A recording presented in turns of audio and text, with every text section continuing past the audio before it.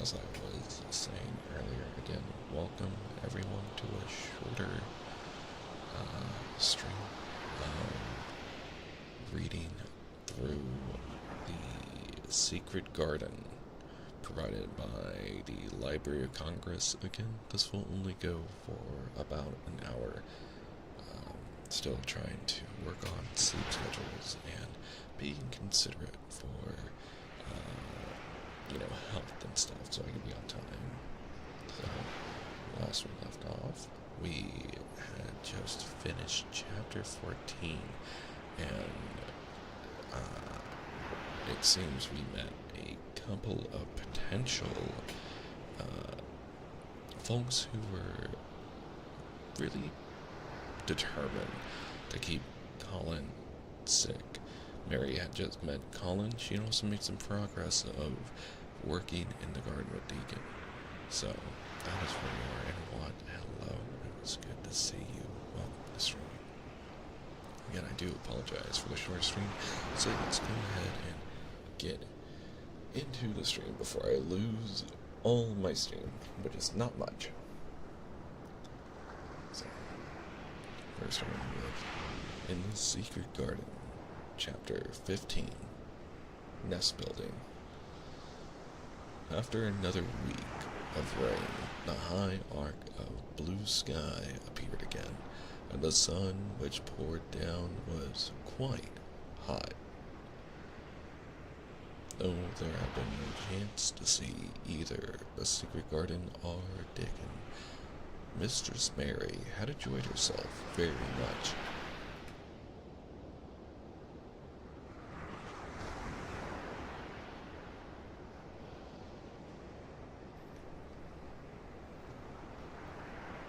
The week had not seemed long.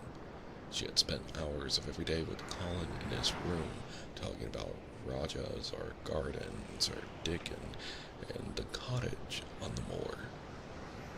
They had looked at their splendid books.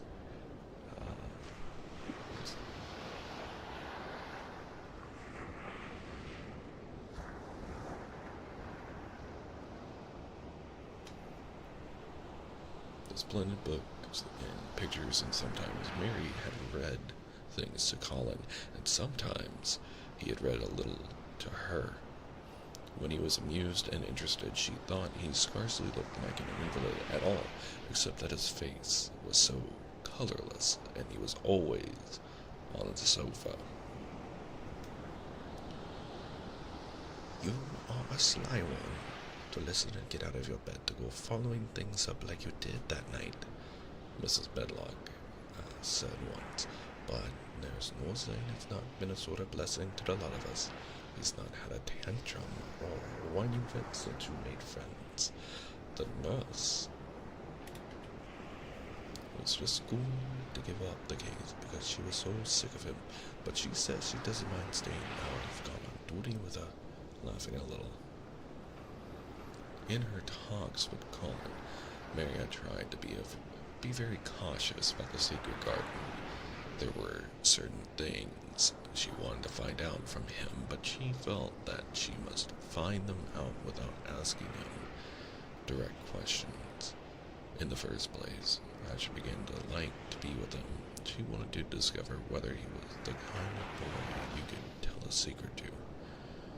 He was not in the least like Deacon, but he was evidently so pleased with the idea of the garden no one knew anything about that she thought perhaps he could be trusted. But she had not known him long enough to be sure. The second thing she wanted to find out was this: if he could be trusted, if he really could, wouldn't it be possible to take him to the garden without having anyone find out? The Grand Doctor had said that he must have fresh air, and Colin said that he would not mind fresh air in a secret garden. Perhaps if he had a great deal of fresh air and knew Dickon in the robin and saw things growing, he might not think so much about dying. Mary had seen herself in the glass sometimes lately when she realized that she looked quite a different creature from the child she had seen when she arrived from India. This child looked nicer, Even Martha had seen a change in her. "The air from the mall has done thee good already," she had said. "Thou art nigh so yellow and dark, not nigh so scrawny.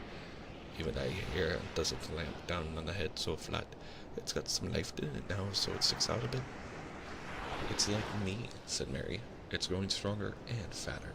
I'm sure there's more of it." "It looks it, for sure," said Martha, ruffling it up a little around her face. "Thou'rt not half so ugly when it's that way, and there's a bit of red in the cheeks." If gardens and fresh air had been good for her, perhaps they would be good for Colin. But then, if he hated people to look at him, perhaps he would not like to see Deacon. "Why does it make you angry when you are looked at?" she inquired one day. "I always hated it," he answered, "even when I was a little." Oh wait, this isn't Deacon, I think it's Colin. "Then, when they took me to the seaside, I used to lie in my carriage. Everybody used to stare, and ladies would stop and talk to my nurse, and then they would begin to whisper, and I knew that they were saying I shouldn't live to grow up. Then, sometimes the ladies would pat my cheeks and say, 'Poor child.' Once, when a lady did that, I screamed out loud and bit her hand, so she was frightened. So frightened, she ran away." "She thought you had gone mad like a dog," said Mary, not at all admiringly. "I don't care what she thought," said Colin, frowning. "I wonder why you didn't scream and bite me when I came into your room," said Mary. Then she began to smile, slowly. "I thought you were a ghost or a dream," he said. "You can't bite a ghost or a dream. And if you scream, they don't care." "Would you hate it if a boy looked at you?" Mary asked uncertainly. He lay back on his cushion and paused thoughtfully. "There's one boy," he said quite slowly, as if he were thinking over every word. "There's one boy I believe I shouldn't mind. It's that boy who knows where the foxes live, Deacon." "I'm sure you wouldn't mind him," said Mary. "The birds don't, and the other animals," he said, still thinking it over. "Perhaps that's why I shouldn't. He's a sort of animal charmer, and I am a boy animal." Then he laughed, and she laughed too. In fact, it ended in their both laughing a great deal, and finding the idea of a boy animal hiding in his hole very funny indeed. What Mary felt afterward was that she need not fear about Deacon. On that first morning, when the sky was blue, again Mary wakened very... One second.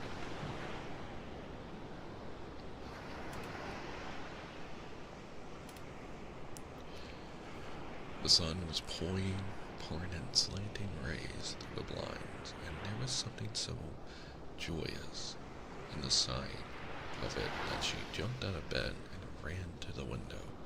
She drew up the blinds and opened the window itself, and a great waft of fresh, scented air blew in upon her. The moor was blue, and the whole world looked as if something magic had happened to it. There were tender little fluting sounds here and there and everywhere, as if scores of birds were beginning to tune up for a concert. Mary put her hand out of the window and held it in the sun.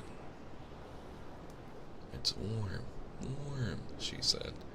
"It'll make the green points push up and up and up, and it will make the bulbs and roots work and struggle with all their might under the earth." She kneeled down and leaned out of the window as far as she could, breathing big breaths and sniffing the air until she laughed, because she remembered what Deacon's mother had said about the end of his nose quivering like a rabbit's.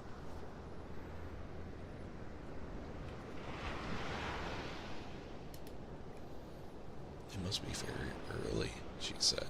The little clouds are all pink, and I've never seen the sky look like this. No one is up. I don't even hear the stable boys. A sudden thought made her scramble to her feet. I can't wait. I am going to see the garden. She had learned to dress herself by this time, and she put on her clothes in 5 minutes. She knew a small side door which she could unbolt herself, and she flew downstairs in her stocking feet and put on her shoes in the hall.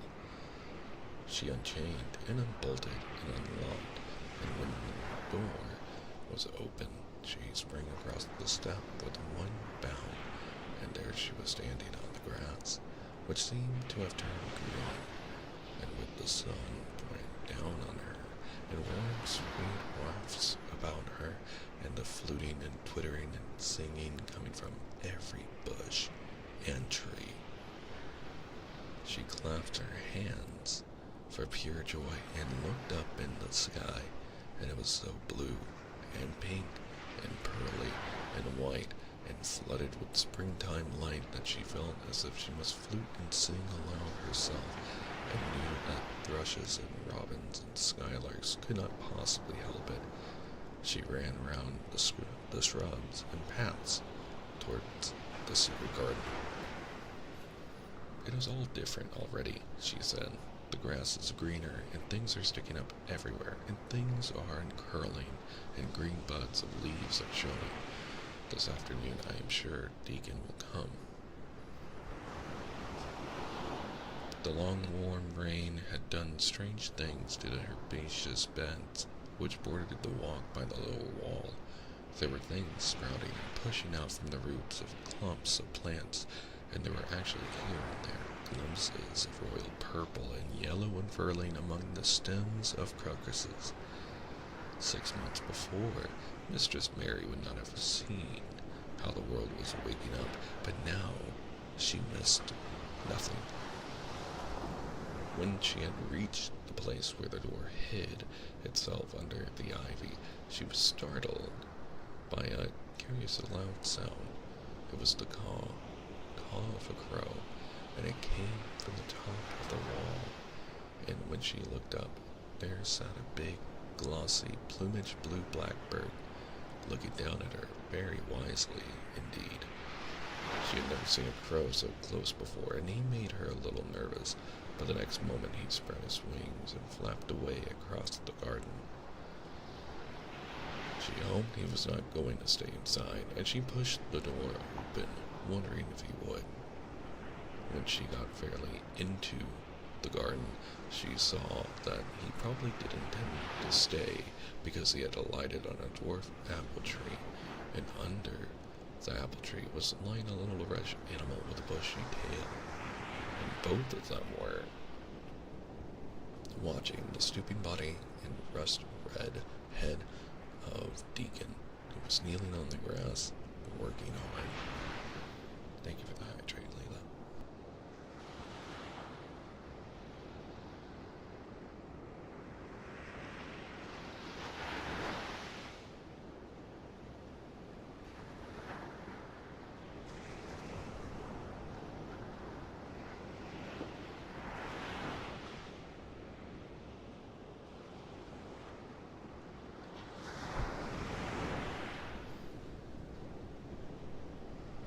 Mary flew across the grass then. Oh, Deacon, she cried out. How could you get here so early? How could you? The sun has only just got up. He got up himself, laughing, glowing, and tousled, his eyes like a bit of the sky. He said, I was up long before him. How could I have stayed a bit?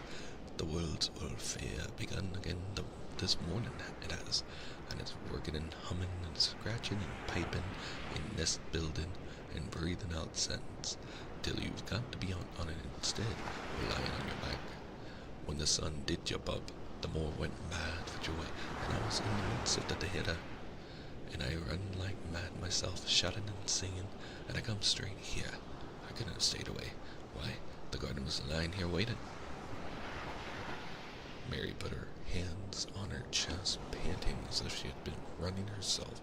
"Oh, Deacon, Deacon," she said, "I'm so happy I can scarcely breathe."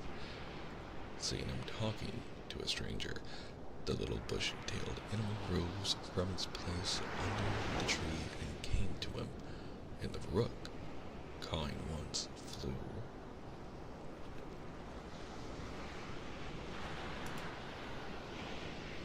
down from its branch and settled quietly on his shoulder. "This is the little foxcap," he said, rubbing a little reddish animal's head. "It's named Captain, and this here's Suit. Suit," and he flew across the moor with me, and Captain, he ran the same as if the hounds had been after him.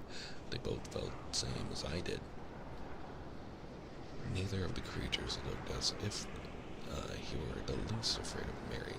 When Deacon began to walk about, Suit stayed on his shoulder, and Captain trotted quietly close to his side. "See here," said Deacon. "See how these has pushed up, and these, and look at these here." He drew himself upon his knees, and Mary went down beside him. They had come upon a whole clump of crocuses burst into purple and orange and gold. Mary bent her face down and kissed them. "You never kiss a person in that way," she said when she lifted her head. "Flowers are so different." He looked puzzled, but smiled. "Yeah," he said, "I've kissed Mother many a time that way when I came in from the moor after a day's roaming, and she stood there at the door in the sun, looking so glad and comfortable." They ran from one part of the garden to another, and found so many wonders that they were obliged to remind themselves that they must whisper or speak low. He showed her swelling leaf buds on rose branches which had seemed dead. He showed her 10,000 new green points pushing through the mold. They put their eager noses close to the earth and sniffed its warm springtime breathing. They dug and pulled and laughed low with rapture until Mistress Mary's hair was as tumbled as Dickens, and her cheeks were almost as poppy red as his. There was every joy on earth in the secret garden that morning, and in the midst of them came a delight more delightful than all, because it was more wonderful.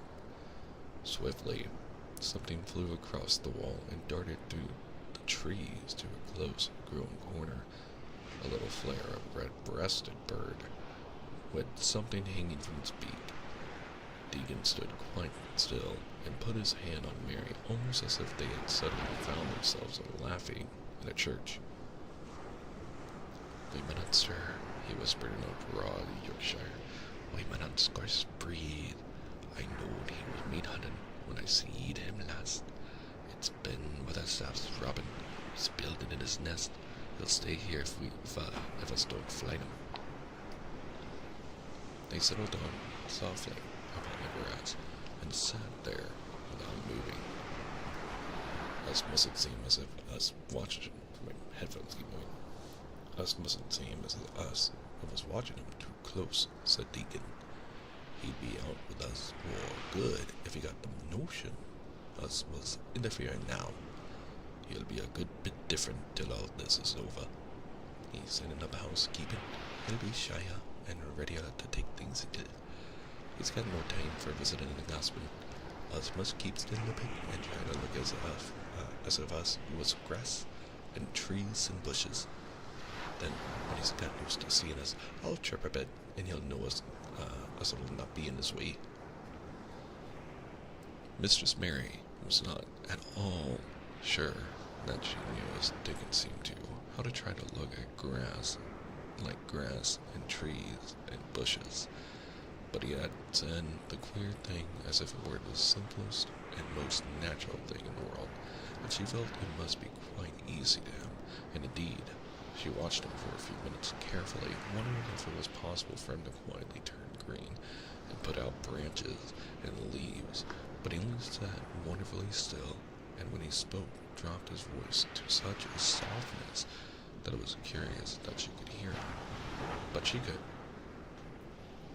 "It's part of springtime, this nest building is," he said.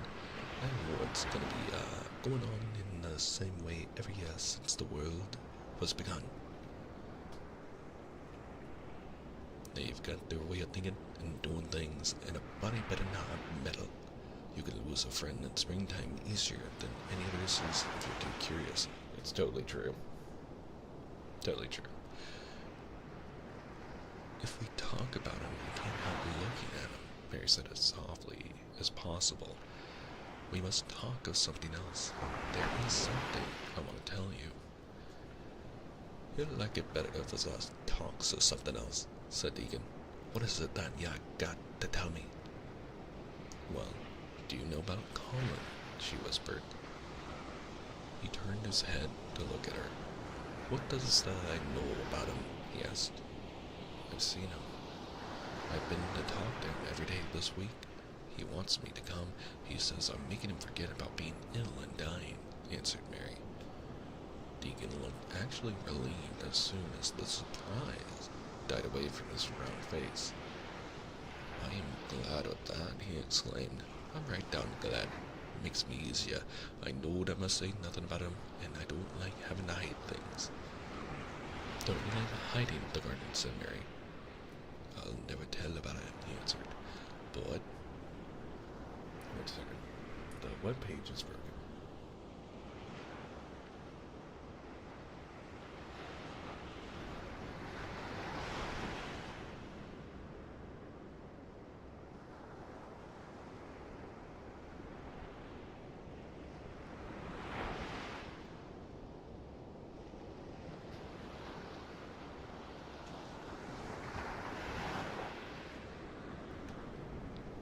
I says to Mother, Mother, I says, I got a secret to keep. It's not a bad one. Then knows that. It's no worse than hiding where the bird's nest is. They doesn't mind it, does they? Mary always wanted to hear about Mother. What did she say? She asked. I'm afraid to hear. Dick grinned, sweet-temperedly. It was just like what she said, and he answered. She gave me my head a bit of a rub and laughed, and she says, Hey lad, they can have all the secrets they likes. I'm only 12 year. How did you know about Colin? Asked Mary. Everybody has known about Master Craven, known there was a little lad as was like to be a cripple, and they told Master Craven didn't like him to be talked about.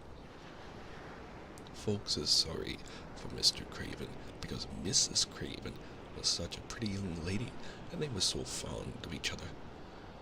Mrs. Menlock stops in her cottage whenever she goes to Thwaite, and she doesn't mind talking to Mother before us children, because she knows us has been brought up to be trusty. How did they find out about him? Martha was in fine trouble the last time she came home. She said they'd heard him fretting, and that was asking questions, and she didn't know what to say. Mary told him her story about the midnight wuthering of the wind, which had wakened her, and about the faint, far-off sounds of the complaining voice, which had led her down the dark corridors with her candle, and had ended with her opening the door of the dimly lighted room with the carven, four-posted bed in the corner. When she described the small ivory-white face and the strange black-rimmed eyes, Deacon shook his head. Them's just like his mother's eyes, only hers was always laughing, they say, he said. They say as Mr. Craven can't bear to see him when he's awake, and it's because his eyes is so like his mother's, and yet looks so different in his miserable bit of face. Do you think he wants him to die? Whispered Mary. No, but he wishes he'd never been born. Mother, she says, that's the worst thing on earth for a child. Them as is not wanted scarce ever thrives. Mr. Craven, he'd buy anything his money could buy for that poor lad, but he'd like to forget he sees on earth. For one thing, he's afraid he'll look at him someday and find he's grown hunchback. Colin's so afraid of it himself that he won't sit up, said Mary. He says he's always thinking that if he should feel a lump coming, he should go crazy and scream himself to death. Yeah, he oughtn't to lie there thinking things like that, said Deacon. No lad could get well as that, no lad could get well as that, them sort of things. The fox was lying on the grass close by him, looking up to ask for a pat now and then. And Deacon bent down and rubbed his neck softly and thought a few minutes in silence. Presently, he lifted his head and looked around the garden. When we first got in here, he said, it seemed like everything was gray. Look around now. Tell me if that doesn't see a difference. Mary looked and caught her breath a little. Why? She cried. The gray wall is changing. As if a green mist were creeping over it. It's almost like a green gauze veil. Said Deacon. It'll be greener and greener till the gray's all gone. And I guess what was I thinking? I know it was something nice, said Mary eagerly. I believe it was something about Colin. I was thinking that if he was out here, he wouldn't be watching for lumps to grow on his back. He'd be watching for buds to break on the rose bushes, and he'd likely be healthier, explained Deacon.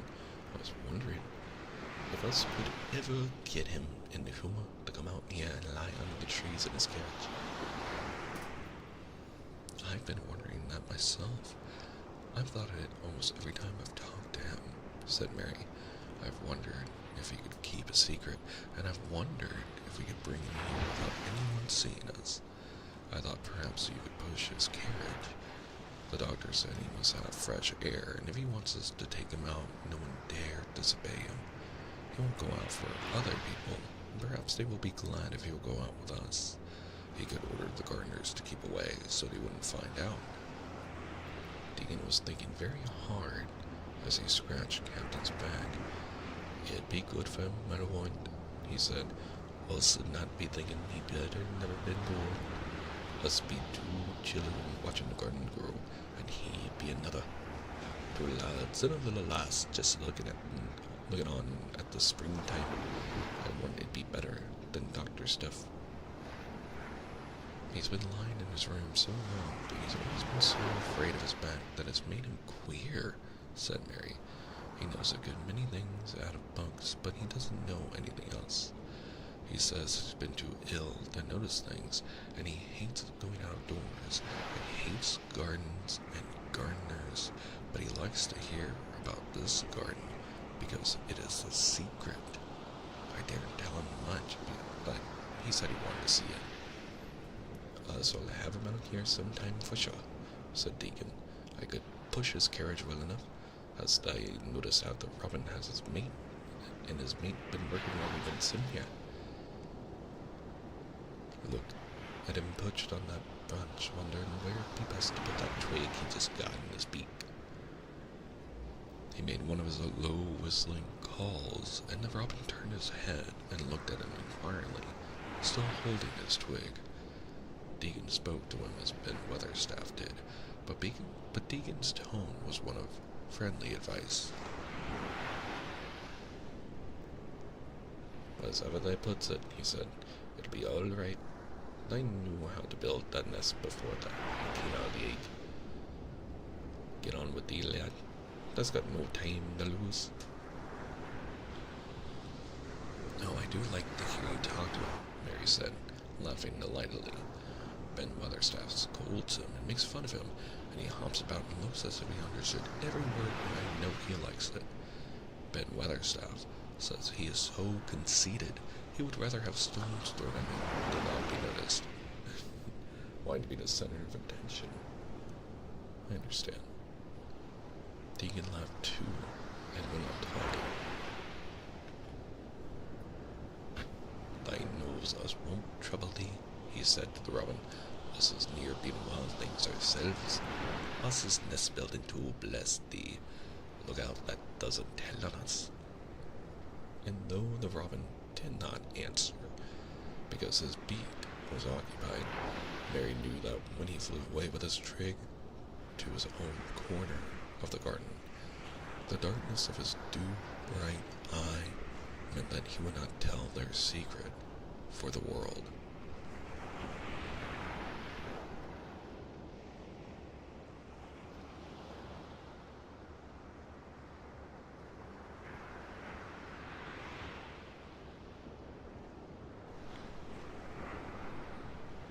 Chapter 16. I won't, said Mary. They found a great deal to do that morning, and Mary was delayed in returning to the house and was also in such a hurry to get back to her work that she quite forgot Colin until the last moment. Tell Colin that I can't come and see him yet, she said. Tell Colin I can't come and see him yet, she said to Martha. I'm very busy in the garden. Martha looked rather frightened. Miss Mary, she said, it may put him all out of humor when I tell him that. But Mary was not as afraid of him as other people were, and she was not as self-sacrificing person. She was not a self-sacrificing person. I can't stay, she answered. Deacon's waiting for me, and she ran away. The afternoon was even lovelier and busier than the morning had been. Already, nearly all the weeds were cleared out of the garden, and most of the roses and trees had been pruned or dug about. Deacon had brought a spade of his own, and he had taught Mary to use all her tools, so that by this time it was plain that though the lovely water place was not likely to become a gardener's garden, it would be a wilderness of growing things before the springtime was over. There'll be apple blossoms and cherry blossoms overhead, Deacon said, working away with all his might, and there'll be peach and plum trees in bloom against the walls, and the grass will be a carpet of flowers. The little fox and the rook were as happy and busy as they were, and the robin and his mate flew backward and forward like tiny streaks of lightning. Sometimes the rook flapped his black wings and soared away over the treetops in the park. Each time he came back and perched near Deacon and cawed several times as if he were relating his adventures.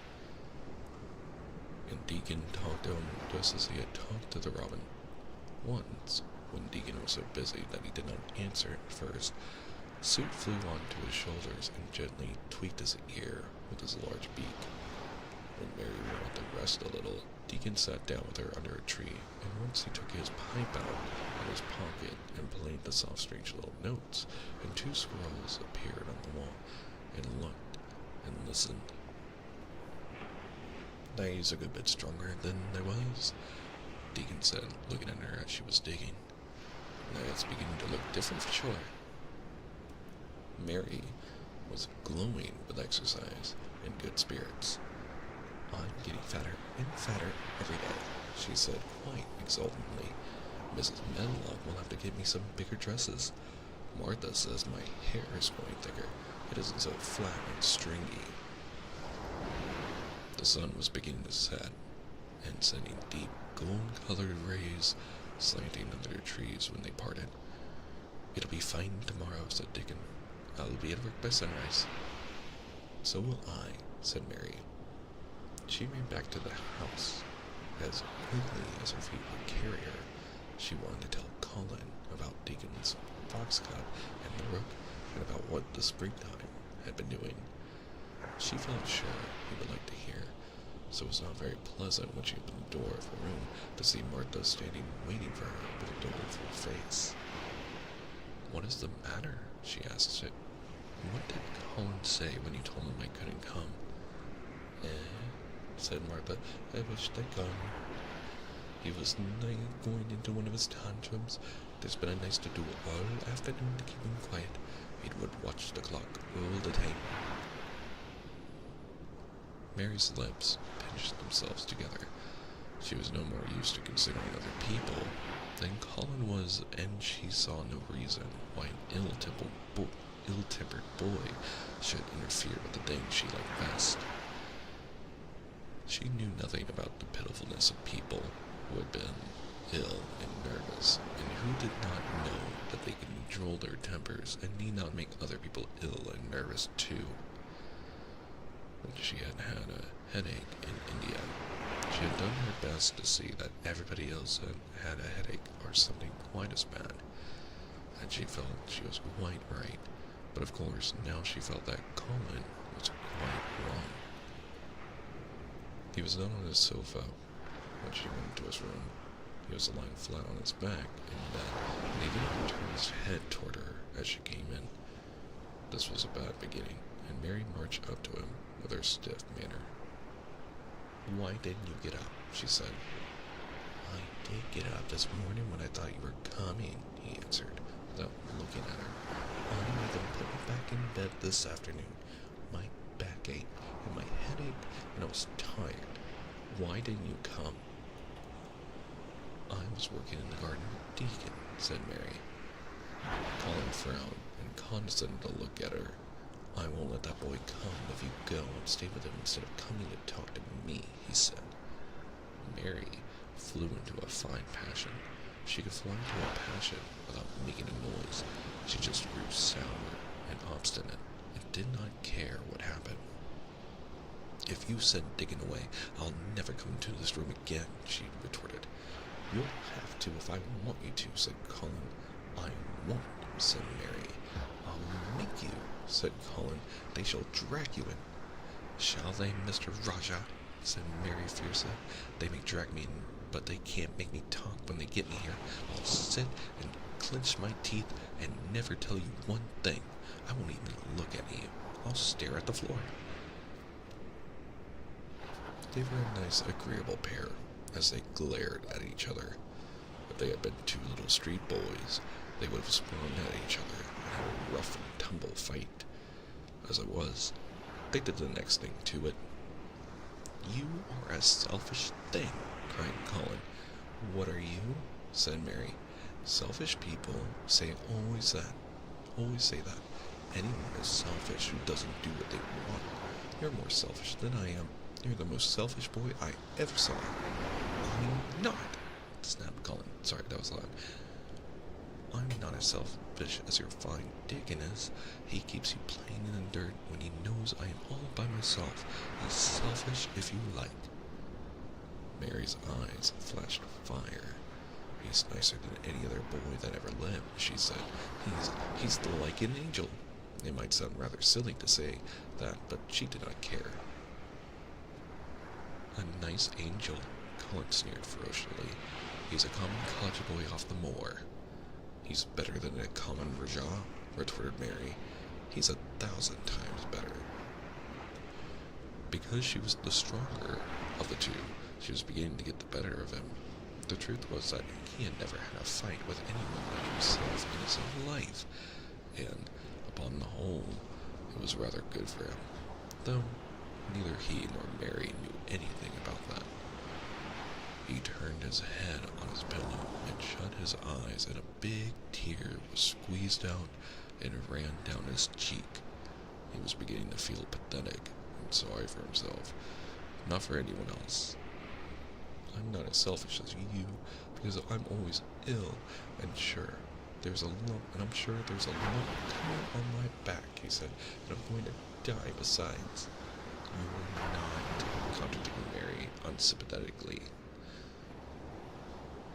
He opened his eyes quite wide with indignation. He had never heard such a thing said before. He was at once furious and slightly pleased, as a person could be both at the same time. "I'm not," he cried. "I am. You know I am. Everybody says so." "I don't believe it," said Mary sourly. "You just say that to make people sorry. I don't believe you're proud of it. I don't believe it.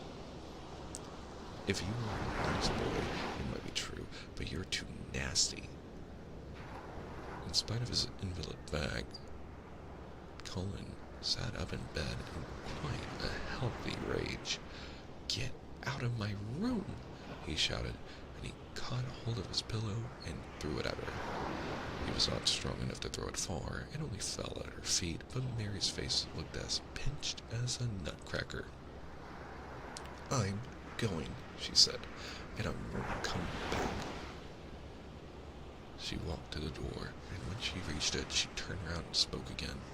"I was going to tell you all sorts of nice things," she said. "Dickon brought his fox and his rook, and I was going to tell you all about them. Now I won't tell you a single thing." She marched out of the door and closed it behind her, and there, to her great astonishment, She found the trained nurse standing as if she had been listening, and more amazing still, she was laughing.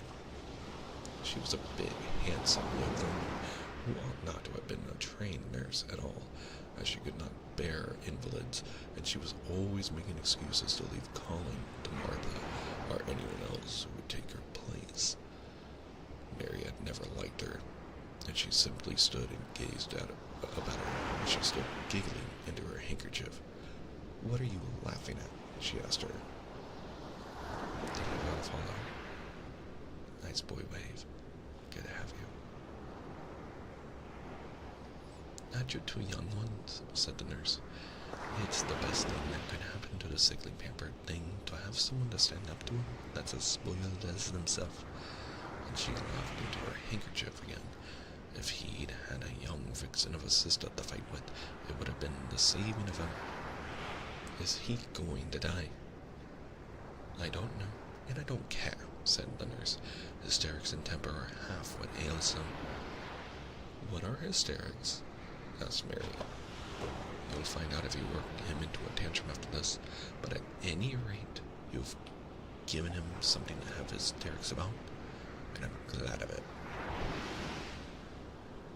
Mary went back to her room, not feeling at all as she had felt when she had come in from the garden.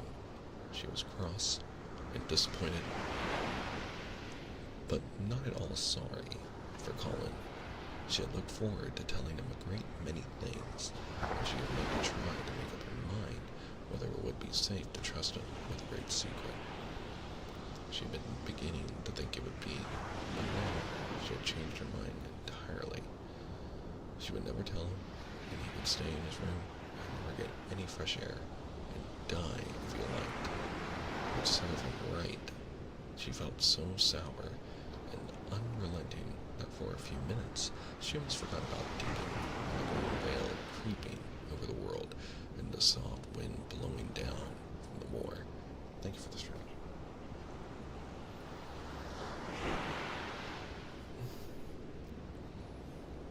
Martha was waiting for her, and the trouble in her face had been temporarily replaced by interest and curiosity. There was a wooden box on the table, and its cover had been removed and revealed that it was full of neat packages. "Mr. Craven sent it to you," said Martha. "It looks as if it had picture books in it." Mary remembered what he had asked her the day she had gone to his room. "Do you want anything? Dolls, toys, books?" She opened the package, wondering if he had sent a doll, and also wondering what she should do with it if he had. But he had not sent one. There were several beautiful books, such as Colin had, and two of them were about gardens and were full of pictures. There were two or three games, and there was a beautiful little writing case with a gold monogram on it, and a gold pen and inkstand. Everything was so nice that her pleasure began to crowd her anger out of her mind. She had not expected him to remember her at all, and her little heart, quite warm. "I can write better than I can print," she said, "and the first thing I shall write with that pen will be a letter to him. To tell him I am much obliged." That was not Mary's voice, my bad. If she had been friends with Colin, she would have run to show him presents at once, and they would have looked at the pictures and read some of the gardening books, and perhaps tried playing the games, and would have enjoyed himself so much he would never once have thought he was going to die, or have put his hand on his spine to see if there was a lump coming. He had a way of doing that which she could not bear. It gave her an uncomfortable, frightened feeling, because he always looked so frightened himself. He said that if he felt even quite a little lump someday, he should know his heart should be in the world. Something he had heard Mrs. Medlock whispering to the nurse had given him the idea, and he had thought it over in secret until it was quite firmly fixed in his mind. Mrs. Medlock had said his father's back had begun to show its crookedness,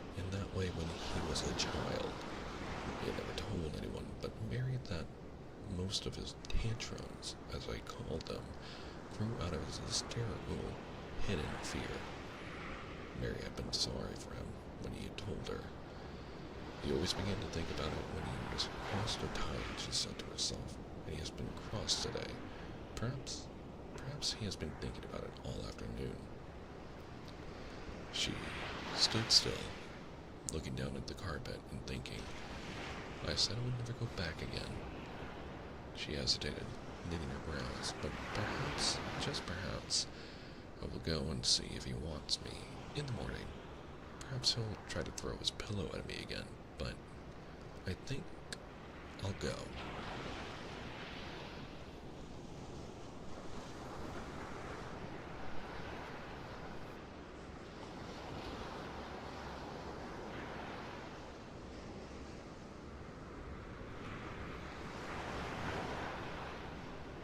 Chapter 17. A tantrum. She had got up very early in the morning and had worked hard in the garden, and she was tired and sleepy, so as soon as Martha had brought her supper, she had eaten it. She was glad to go to bed. Then she laid her pillow, and on her pillow she murmured to herself, I'll go out before breakfast and work with Deacon, and then afterward, I believe I'll go and see him. She thought it was the middle of the night when she was wakened by such dreadful sounds that she jumped out of bed in an instant. What was it? What was it? Doors were open and shut, and there were hurried feet in the corridors, and someone was screaming and crying at the same time, screaming and crying in a horrible way. It's Colin, she said. He's having one of those tantrums that are all hysterics. How awful it sounds. As she listened to the sobbing scream, she did not wonder that people were so frightened that they gave him his own way in everything rather than hear them. She put her hands over her ears and felt sick and shivering. I don't know what to do.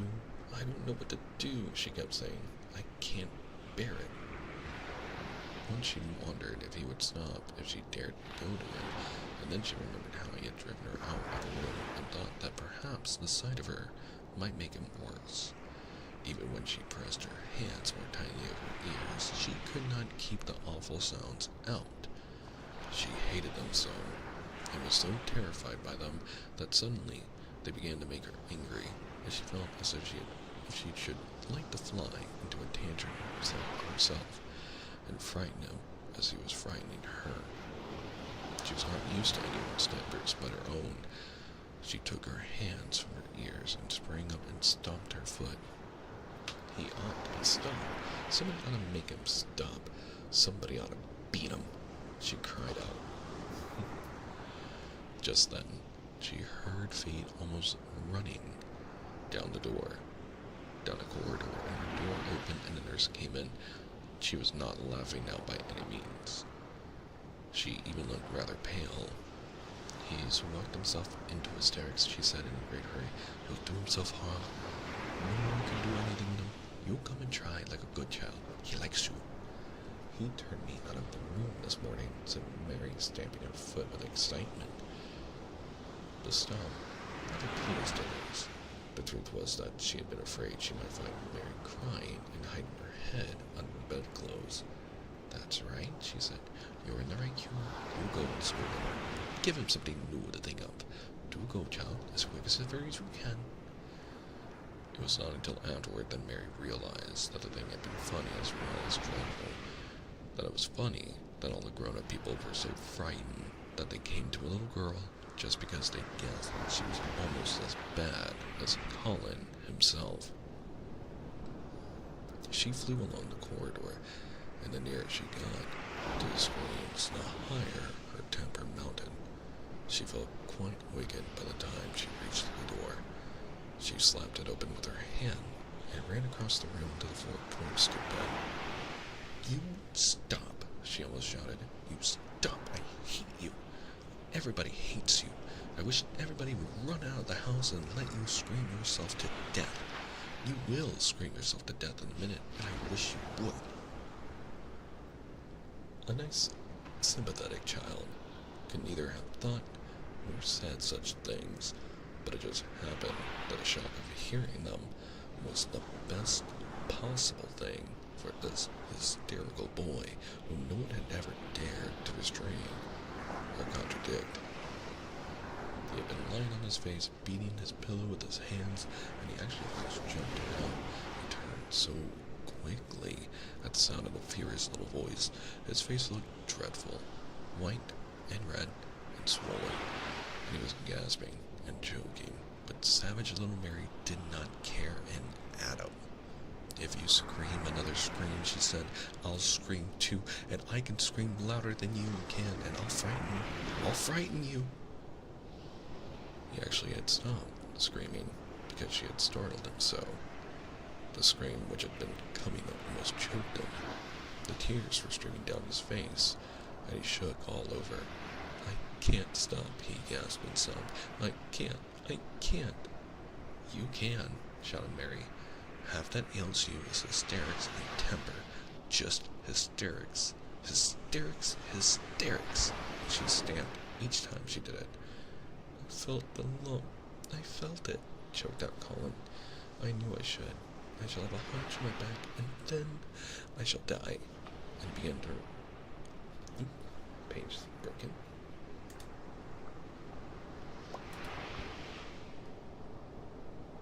He turned again, and turned on his face, and sobbed and wailed, but he didn't scream. "You didn't feel a lump," contradicted Mary fiercely. "If you did, it was only a hysterical lump." "Hysterics make lumps. There's nothing the matter with your horrid back. Nothing but hysterics. Turn over. Let me look at it." She liked the word hysterics, and felt somehow as if it had been an effect on him. He was probably like herself, and had never heard it before. "Nurse," she commanded, "come here and show me his back this minute."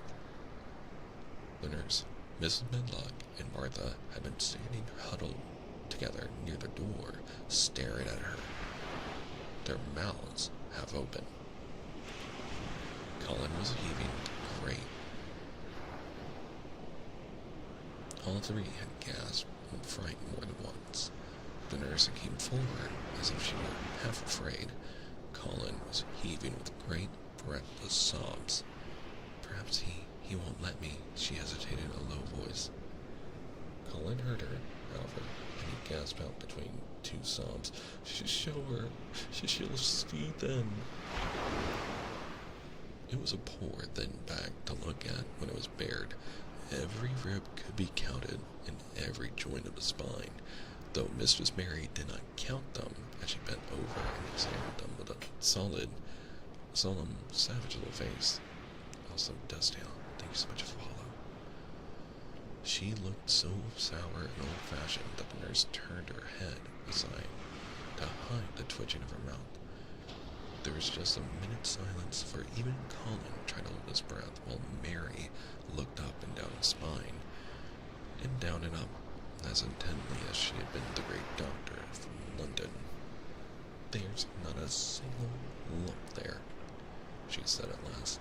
"There's not a lump as big as a pin, except backbone lumps, and you can only feel them because you're thin. I've got backbone lumps myself, and they used to stick out as much as yours do, until I began to get fatter, and I'm not fat enough yet to hide them.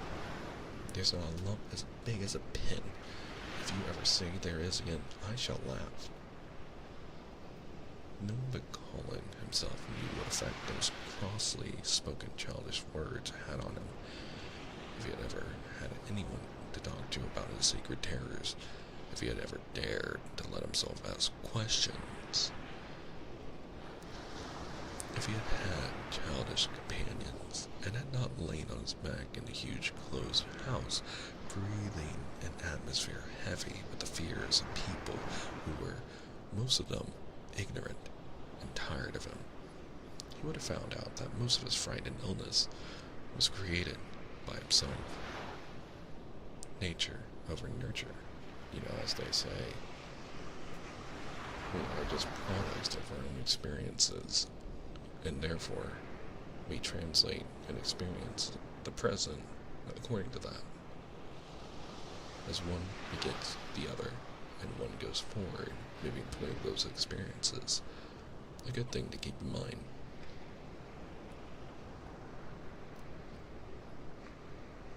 But he had lain and thought of himself and his aches and weariness for hours and days, and months and years, and now that an angry, unsympathetic little girl insisted obstinately that he was not as ill as he thought, he was actually felt as if she might be speaking the truth. I didn't know, ventured the nurse, that he thought he had a lump on his spine. His back is weak because he won't try to sit up. I could have told him there was no lump there. Cullen gulped and turned his face a little to look at her. Could you? He said pathetically. Yes, sir. There, said Mary, and she gulped too. Cullen turned on his face again, and but for his long-drawn, broken breath, which were the dying down of a storm of sobbing, he lay still for a minute, though great tears streamed down his face and wet the pillow. Actually, the tears meant that a curious great relief had come to him. Presently, he turned and looked at the nurse again, and strangely enough, he was not like a Raja at all as he spoke to her. Do you think I could live to grow up? He said. The nurse was neither clever nor soft-hearted, but she could repeat some of the London doctor's words. You probably will if you will do what you are told to do and not give way to a temper and stay out of a great deal in the fresh air. Cullen's tantrum had passed, and he was weak and worn out from crying, and this perhaps made him feel gentle. He put out his hand a little toward Mary, and I'm glad to say that her own tantrum having passed, she was softened too, and met him halfway with her hand, so that it was a sort of making up. I'll go out with you, Mary, he said. I shan't hate fresh air if we can find them. He remembered just in time to stop himself from saying, if we can find the secret garden. And he ended, I should like to go out with you with Deacon. Ooh.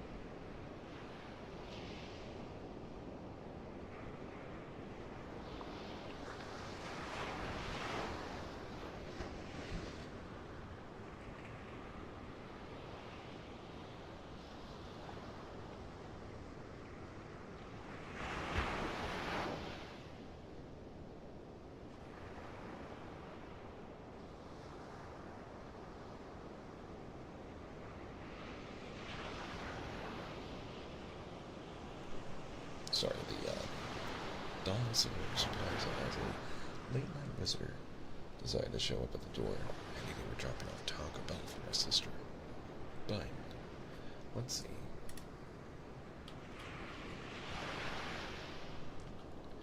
We have about 3 more pages, so we'll finish up here. I'll go out with you, Mary, he said. I shan't hate the fresh air. I should like to go out with you if Deacon will come and push my chair. I do so want to see Deacon and the fox and the crow. The nurse remade the tumbled bed and shook the straightening pillows. Then she made Colin a cup of beef tea and gave a cup to Mary, who really was very glad to get it after her excitement. Mrs. Medlock and Martha gladly slipped away, and after everything was neat and calm and in order, the nurse looked as if she would very gladly slip away as well. She was a healthy young woman who was then being robbed of her sleep, and she yawned quite openly as she looked at Mary, who pushed her big footstool close to the four-posted bed and was holding Colin's hand. You must go back and get your sleep out, she said. You'll drop off after a while. I was not too upset. Then I'll lie down myself in the next room.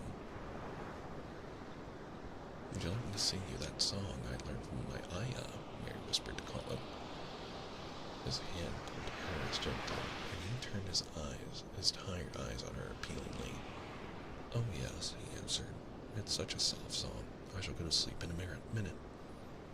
I will put it to sleep, Mary said to the young nurse. You can go if you like.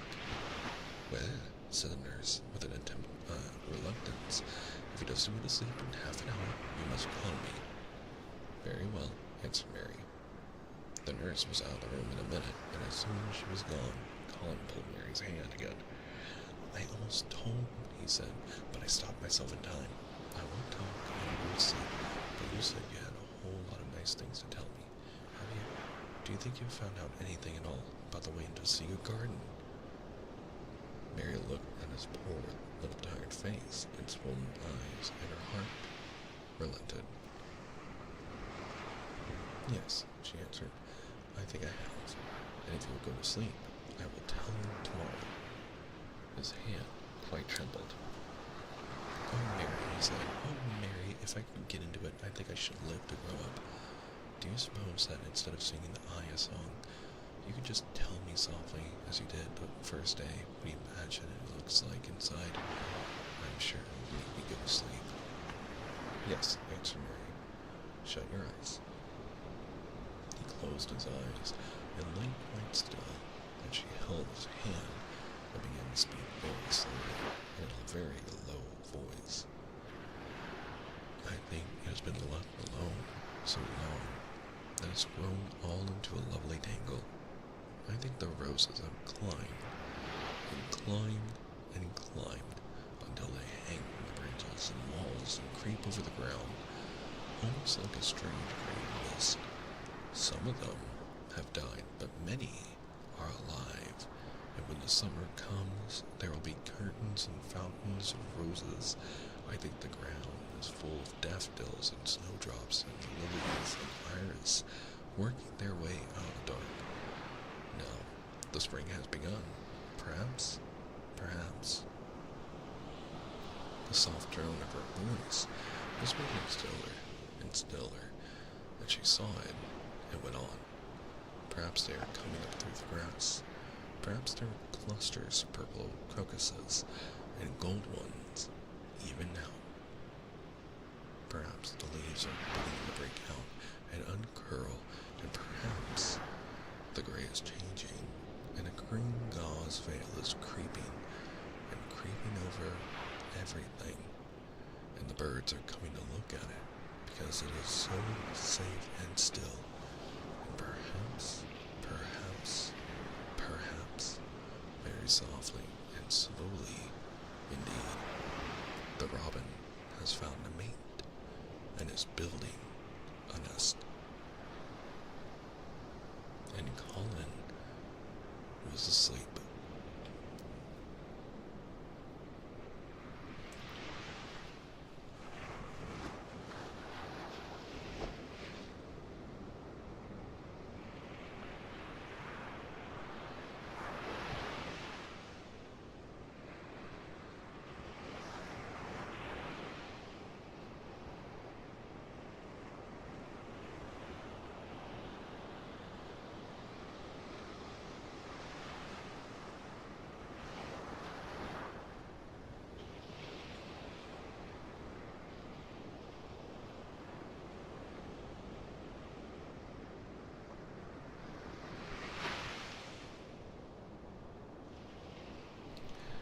this is where we're going to end our reading for tonight.